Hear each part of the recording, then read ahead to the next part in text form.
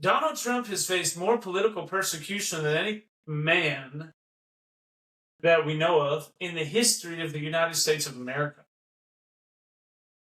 His whole family has faced political persecution. They go after his children, they go after his wife, they go after his everything.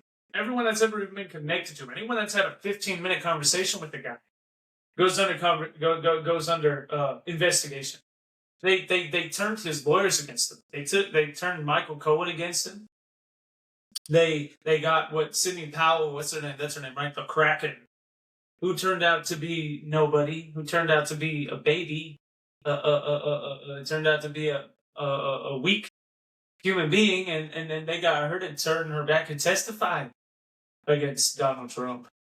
And they tried to put him in prison for 700 years. 700 years, over 70 felonies. And they tried to destroy his life.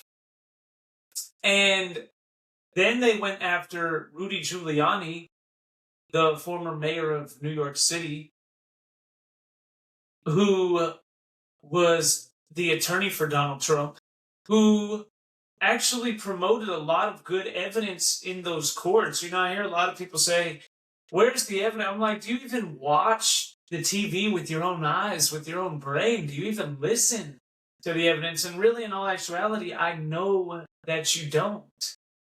Because I don't need the mainstream news media or a couple of lawyers or some journalists or a couple of judges. I don't need them to interpret for me what was said and what was present in the evidence for the case. I don't need them to tell me what was and what wasn't. I have my own eyes and my own brain and my own ability to read. And when I look at the evidence with my own eyes and my own ability to read, I see over 1,200 sworn affidavits with people that said that it was rigged, that made a promise that you could send them to federal prison if they were lying. I see stacks on stacks of documents, evidences. I see 2,000 mules with the geo tracking data of the cell phone.